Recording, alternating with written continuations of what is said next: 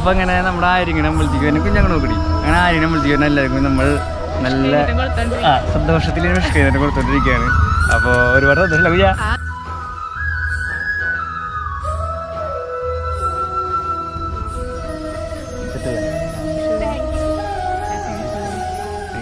First time അല്ല നമുക്ക് കിട്ടണ സാർ ആരും നമുക്ക് കിട്ടിയില്ല.